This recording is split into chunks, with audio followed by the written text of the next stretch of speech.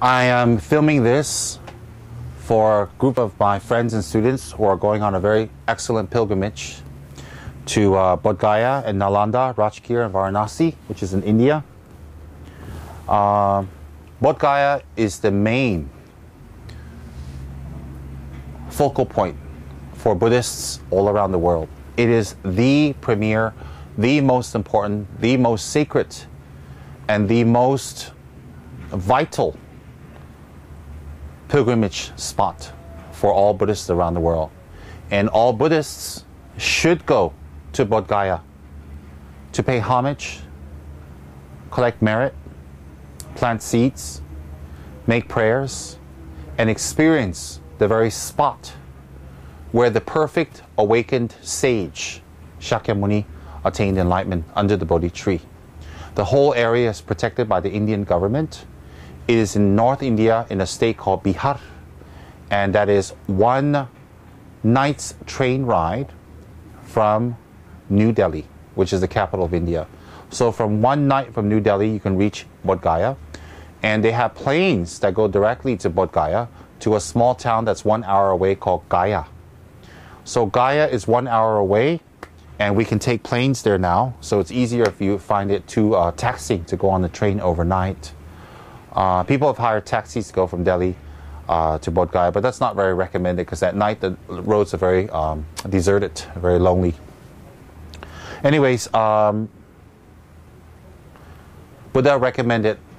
himself recommended 4 places for us to visit. The place he was born, the place he attained enlightenment, the place where he turned the wheel of Dharma, and the place where he passed into parinirvana, where he passed away. So these are the 4 places that Lord Buddha, Shakyamuni himself, advised those who are his students to visit, because they will be the places where future Buddhas will come to take rebirth, teach, attain enlightenment, first teach, and then enter parinirvana. They'll be the exact same places.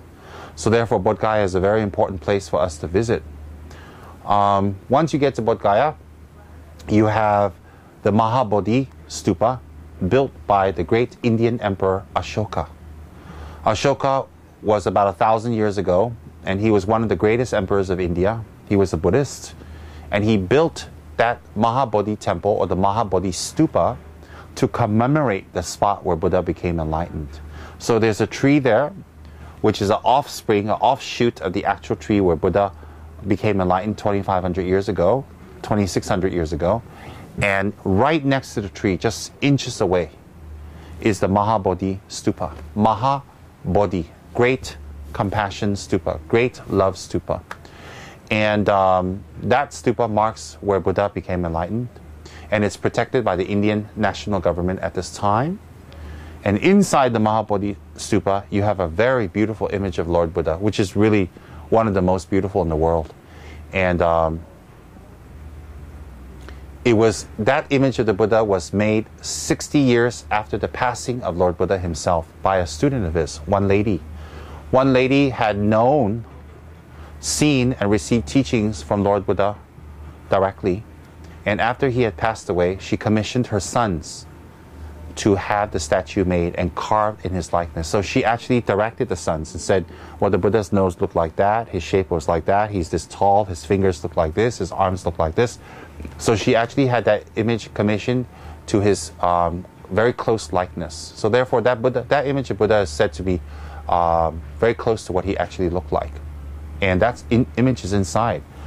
So that's very, very holy to see. And when we're there, what we should do is, outdoor we can buy incense, we can buy fruits, and from the cloth sellers nearby we can buy robes. And the robes are cut into 3 pieces, 4 feet, 3 feet, and 3 feet. And you can buy the cloth of different colors, different shades of yellow, gold, orange, and different qualities depending on your budget. And you can take the fruits and the robes and make good prayers, offer to the image of the Buddha statue. To offer robes to the Buddha, very meritorious. So what happens is, when we arrive in Bodhgaya,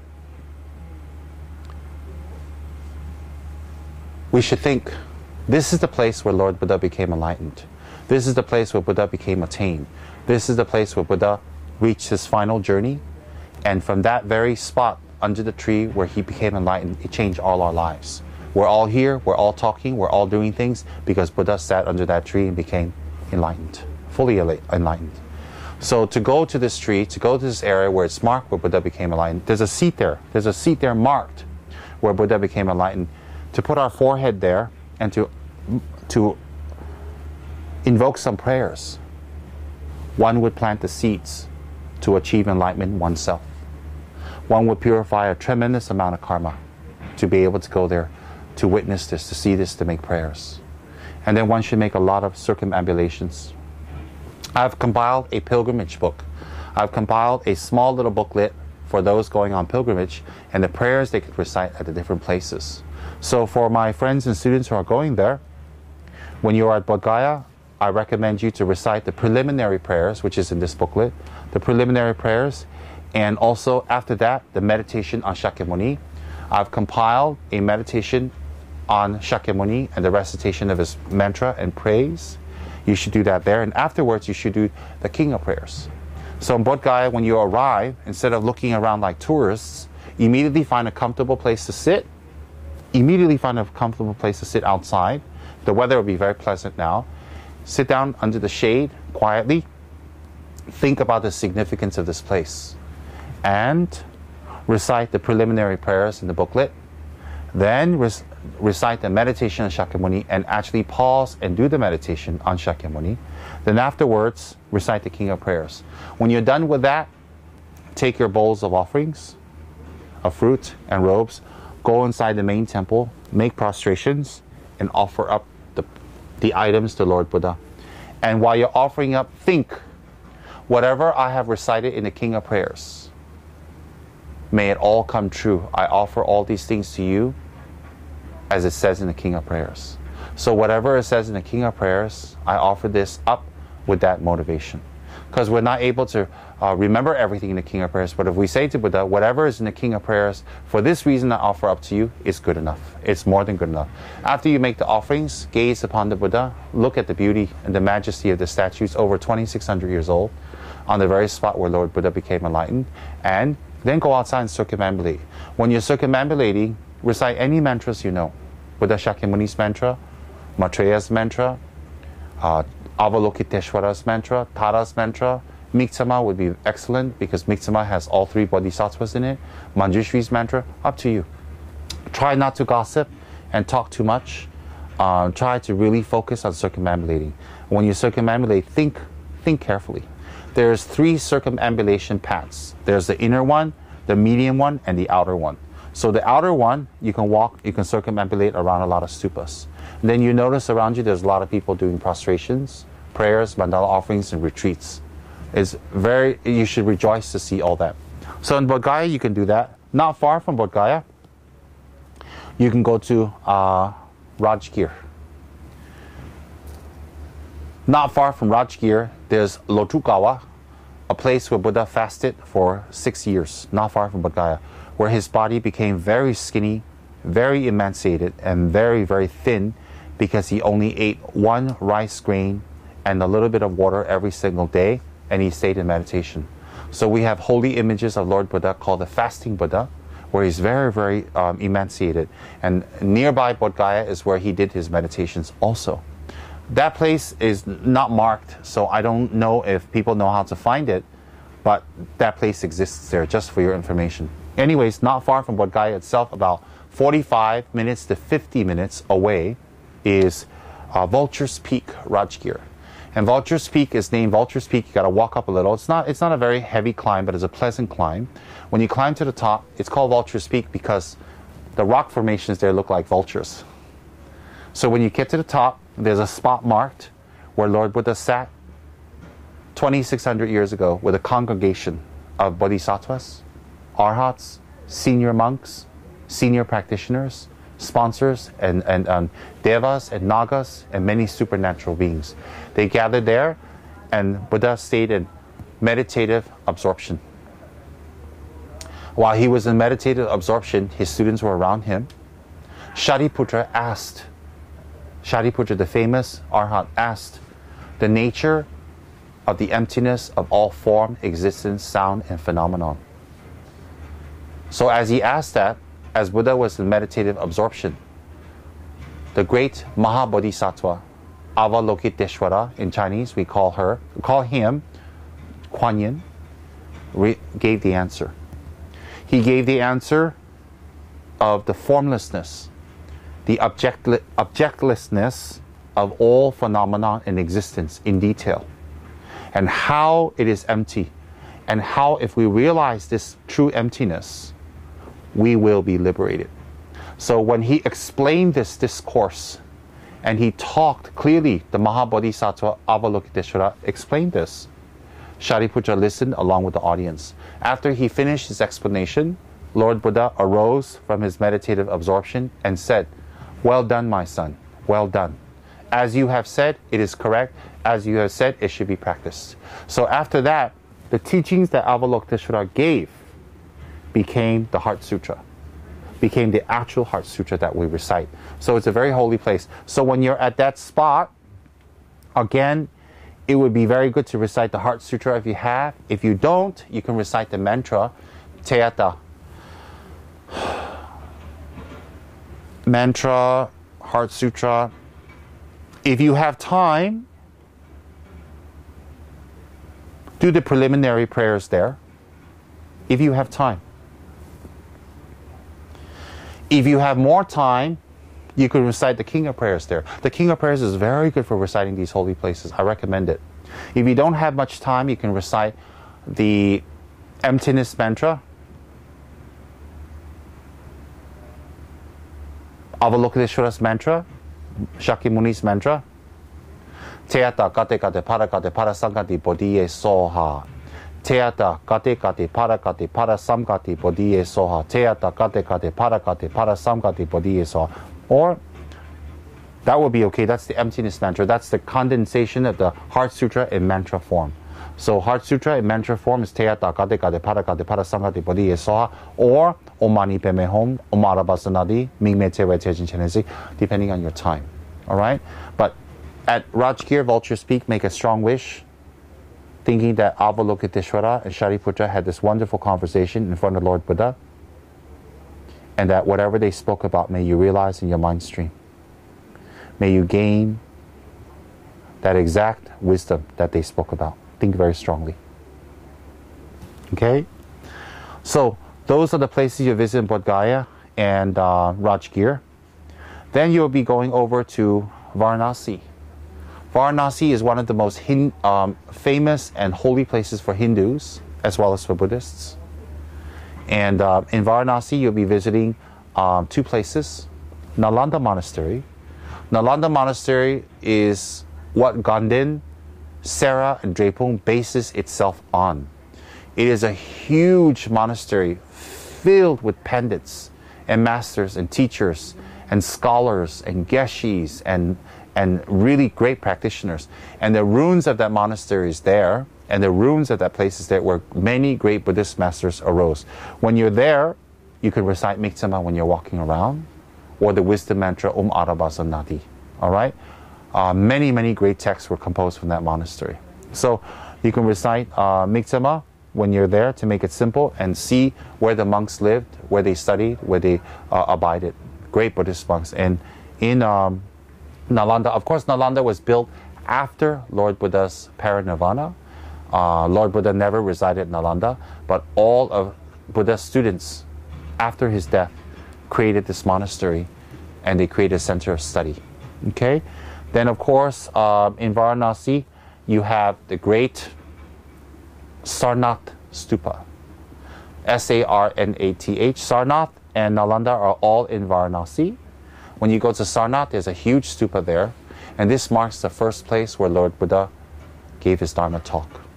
So after Lord Buddha became enlightened, he wandered and he walked and he contemplated how to teach and whether he should teach or not. And after 7 weeks of contemplation and walking, he ended up in Varanasi. And in Varanasi, he decided to give teachings, and he gave it to the 5 disciples. 5 disciples he gave the first turning of the wheel of Dharma. So that very place where he taught the Dharma was Varanasi. At that place, you should also recite the King of Prayers. and recite any mantras you know. It would be very good to recite Miksama and then do a good dedication there. All right? So therefore, what you'll be visiting is a place where Buddha became enlightened. Then you visit a place where Buddha turned the first wheel of Dharma. Then you'll be visiting the place where the Heart Sutra originated from. Then you'll be visiting Nalanda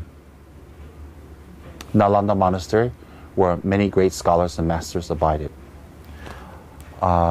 When you're running around there, I recommend you not to drink the water. Drink only bottled water, because their water and your water will be different, so you can get sick very easily. That wouldn't be very pleasant. When you go out at night, please go out with somebody. Don't go out alone. Although the Indian people there are very friendly and nice, you know, it's just better to go in numbers. And in Bodhgaya, there are many temples. There's a Japanese temple, there's a Vietnamese temple, there's a Thai temple, there's a Bhutanese temple, there's a Tibetan temple, there's a Korean temple. There are temples from all around. You must visit Bodhgaya. So in Bodhgaya area, you have the Mahabodhi temple, then you have temples all around from different countries. Visit the Japanese one, because it's an outdoor, huge, beautiful Buddha. The outdoor, huge, beautiful Buddha. The Japanese temple is behind the Thai temple. So you have the Mahabodhi temple, where the tree is, the Mahabodhi tree is. You go up a little bit, then there's a Thai temple. Behind that is a Japanese temple. Out there's a huge outdoor Buddha statue. Don't miss that. Really don't miss the outdoor Buddha statue. It's, I don't know how big, it's at least 3 stories, 4 stories. Spectacular and stunning, because I went many times. All right. Now, if you have any further questions, Paul is a great guide. He has gone there with me, and he can guide you. Okay. So when you arrive, a summary: when you arrive in Bodhgaya, please get the robes according to your budget, and please buy the fruits. Then sit outside of the Mahabodhi temple on the side under a shady area and do the King of Prayers, and do the preliminary prayers, and also the meditation on Shakyamuni Buddha. After you finish, you develop your mind well and you develop your motivation well. Think you're on sacred ground, because you are. And then go inside the Bodhi temple, Mahabodhi temple, and offer your fruits and robes to Lord Buddha directly there. And make an aspiration you can become fully enlightened. I repeat, make an aspiration you can become fully enlightened. After you finish that, circumambulate outside without gossiping and having idle talk, but recite mantras, Miksema, recite the 8 verses of thought transformation, recite verses from the Lamrim, recite the Wheel of Sharp Weapons, recite the 50 verses of Guru Devotion, whatever recitation you know, whatever prayer you know, recite Tara's mantra, Manjushri's mantra, whatever you know, but in your mind you should think, I'm at the very spot where Lord Buddha became enlightened.